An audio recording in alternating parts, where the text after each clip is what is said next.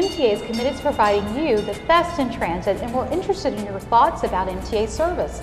That's why you feature a segment called Ask the MTA. On each Ask the MTA, we give you an opportunity to ask MTA personnel questions you have concerning transit. And here to answer your customer questions is Kenneth Rogers of MTA Service Quality. We recently took to the streets for your questions, and here's one of the first. My name's Jefferson King. I'm from the west side of Baltimore City, and my question is, what is MTA doing about the earphone or radios and cell phones being played without headphones? I think maybe people aren't as concerned about operators as they are with the patrons, because I know I've personally observed people on our system playing their mobile devices loud with the music and things like that, and that is against the rules. So that's really a function of MTA police to some degree. Yes, it is. As long as the patrons have earphones, earsets, then it's not a problem. But they will be pulled up by MTA police if they don't. Yes. That's good to know. And our next question? My name is Whitney C. from Baltimore, Maryland. My question is, if there's a bus going, somewhere and it's a detour, are they supposed to announce it before they get to the detour so the passengers know when to get off? That's a good question. Whether or not MTA bus operators have the ability in real time, like right there on the streets, to say, look, we're making detours, we're making a detour. So what do you guys do to help mitigate that problem? Well, once the information comes into the bus operation control center, the control dispatch notifies all the operators on that route to inform them that there has been a detour.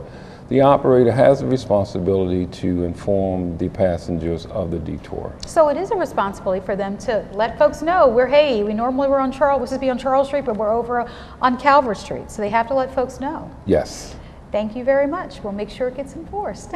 Okay, and our next question. My name is Joe. I am from Eldersburg, Maryland. And I just want to know, what is MTA doing to make sure that the subway cars are clean and well maintained?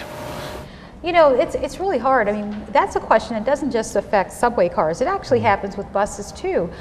Folks are worried. They're like, by the time I get on there, there's food, there's, graffiti. What do we do to make sure that our Metro cars are cleaned every day? Well, Metro has a general cleaning policy where the trains are cleaned and swept on a daily basis. Okay. However, there's also what we call the major cleaning, where the interior and exterior of the train is cleaned. Also, in the interior is wiped down, the windows are wiped down, the operator cab is cleaned, the floor is mopped. Wow.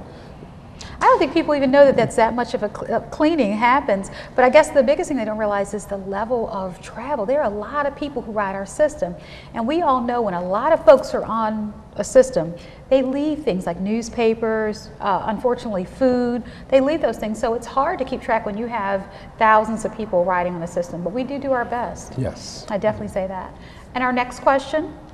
I'm Neil Strauss. I'm from Reisterstown, Maryland. Can you guys get more cars after the O's game so we can get home? And so there's a question related to whether or not we can add additional cars onto the Metro trains to lengthen the Metro cars to get people to and from Orioles games. What do you know about that? Well, the ridership numbers does not support adding additional cars, to the existing fleet. However, we do now operate four-car trains during Oriole baseball games. During the off-peak hours, we normally operate 2-car trains. Okay, but there are also opportunities on light rail, because light rail also goes to the Orioles games too. Correct, light rail does go through the Oriole games as well. Yeah, and through the park, you're right. Our next question. My name is Olga Voss, and I'm from Timonium, Maryland. And I would like to know why, when the subway has to stop for any length of time, most of the drivers don't give the passengers any information. So now there's a question about whether or not subway train operators can make these announcements. What do you know about our procedures and how we share information throughout our Metro subway system? Well, that is something that we are constantly working on to improve our communication to our riders, both from the operator's point and also from the control center point, to let people know what's going on, what's happening, if there are any delays, if there are emergency situations. Yes. But the thing is, I've noticed, and I Of course, I love Metro. I keep hearing announcements that Metro is, in fact, they have an audio system that makes announcements. Yeah, that's part of the new and improved technology that we have, the audio, to keep our customers aware of what's going on. So there is progress being made? Yes. Okay. And our next question. My name is Daryl Brayman. I live in Owings Mills, Maryland. I'm an MTA subway rider occasionally from the Owings Mills station. And my question is, it's a great system, but it has obvious limitations, and then it only goes north-south. And my question would be when and if and when we can expand the system and move east-west and add more lines. Let me say this to you, that is probably the most popular question related to Metro. Whether or not Metro can expand to either go to DC or connect to another Metro system. We already talked about earlier in our show about the Red Line expansion, but can you speak to what plans are in the works for Metro Subway? Well, at this time there are no talks about expanding the Metro due to budgetary constraints. Certainly. Okay, well, that's the best we can do, but we do have the Red Line. That always leaves us hope. And our next question. My question is, why does the Calvert side entrance close at 7:30, causing users to walk down to the Charles entrance in order to get on the train? I think folks are maybe a little confused because that Metro station, that's actually, it's between Charles and Calvert Street, so it's really in like the middle of the block there. Yes. And I thought that the entrance closed at 8 o'clock p.m. Do you happen to know what time it typically closes? Joe, you are correct. The entrance does close at 8 o'clock p.m. However, we just do not have the numbers, the ridership, the demand for service there at the Calvert Street. Right, you're correct. And I noticed that really it's only an additional 2 blocks away to get to the main Charles Street entrance. So I would just definitely say it doesn't close at 7:30, it closes at 8 o'clock, and there is always the entrance. It's really 1 block away. Yes. And our next and last question is one we received from Kelly Sanchez of Towson.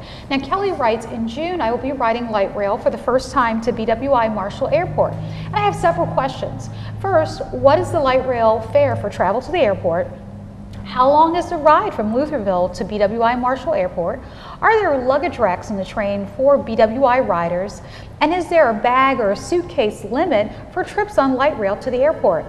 And she said, thanks in advance. So that's a mouthful. I want to say this to Kelly in advance. We are, quote unquote, the Southwest Airlines of transit. We don't have any restrictions. We don't charge you for baggage fees. So tell us, what does it cost to go from that location down to BWI Airport? The one-way fare is $1.60 one way. Oh, that's amazing. Yes. Okay. And we do have, well, it takes approximately 60 minutes to travel from Lutherville to the BWI Airport. Okay.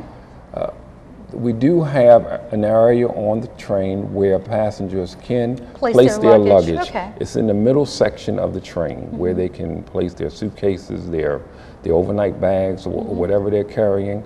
And as you have already stated, there is no limit as to the number of pieces of luggage that one can carry. We just ask them to be cognizant and considerate of space and when they're traveling, because there are commuters who are also coming through at that time. Yes. Thank you so much for joining us. We'll have to have you back. Thank you. If you have questions you'd like to ask the MTA, visit the MTA television show link at mta.maryland.gov and drop us a line, or check us out on Facebook or Twitter. And before I go, I have a few things to mention. The MTA would like to proudly salute all of the employees that help keep transit running throughout the region. May 9th has been designated as a statewide recognition of employees that work for the state of Maryland. The MTA proudly salutes the dedicated workforce that helps keep transit moving throughout the state of Maryland. Additionally, the MTA held its MTA annual rodeo, where bus operators demonstrated their exceptional driving skills by navigating through extensive courses and obstacles. Here are a few highlights from the day's events. Thank you for joining us, and we'll see you next time on MTA Commuter Connections. Take care.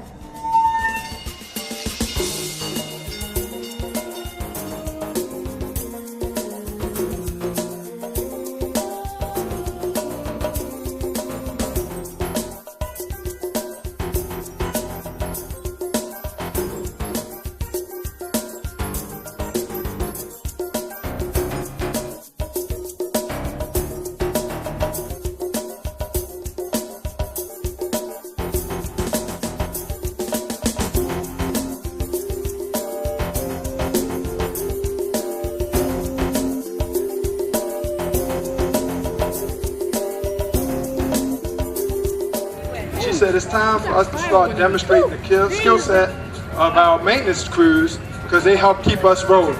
Don't we move Maryland? Yes, we do.